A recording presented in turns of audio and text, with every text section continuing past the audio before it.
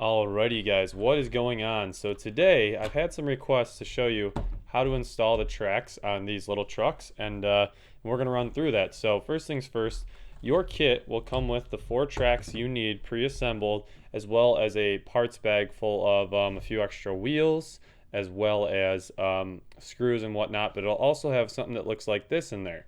All this is just a little hand wrench, okay? So you'll notice one side has like a hexagonal shape, and that's going to fit your wheel nuts here. So let's just get right into it. So in order to install these, you need to look at the backs of them. 2 of them will look like this. You can see kind of the oval shape. These are the rears, okay? So let's set those here. And then the fronts, they have a notch in the front of them. That's for your steering linkages, things like that, and fit around the front knuckle. The stock knuckle, reminder, these tracks work with the stock trucks, stock axles. Any aftermarket parts may interfere, but when you're running tracks, you're going to want the truck to be as light as possible, because the whole reason for these things is so they can float over the top of snow, sand, etc. So let's get into it. So first, let's remove this rear left wheel. Make sure we got the right side.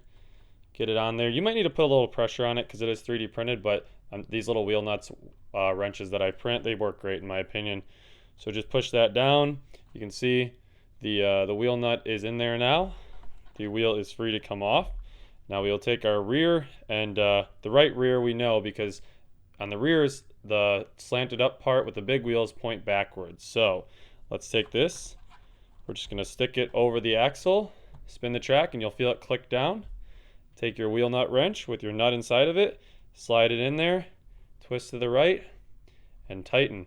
So now let's just do that for the other 4. I'll show you how the fronts work. So we're going to go ahead and remove this, pop that off, grab our front left. Again, the big wheels on the tracks always face the outside of the vehicle. So find that. I just like to put it over there. You got to find the hole, twist it back and forth, but now we can see it's locked on there. Grab my wheel nut wrench, slide it down in there, twist right to tighten. And there's the left side of the truck done. Let's flip over to the right side. Wheel nut wrench, tire, undo it. I mean, these tracks, I did design them. I don't like it when you have to go through a lot of work and effort to put something like this on. I mean, in my opinion, it should be as easy as swapping wheels. And I think I've succeeded with that.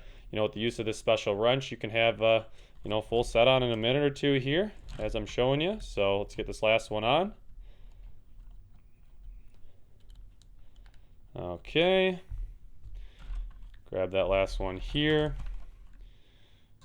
slide it over the axle, twist a little bit, make sure that hex engages, and twist on. And now, just like that, we've got all 4 tracks installed. So that's how my tracks install, that's how they work. You notice that they will not rotate around the axles. You need to make sure you have that when you run mat tracks. I designed them to be like that. So that's it, guys. That's as simple as that. I'm going to do another video for you here shortly because I've been working on the rock bouncer some more. Finally got some of the double barrel shocks. So I'm going to start tuning those, get a video out for you for that. But today's video, nice and simple. Show you how my tracks install, how simple it is. And yeah, see you soon. Stay tuned for more content. Thank you. Bye-bye.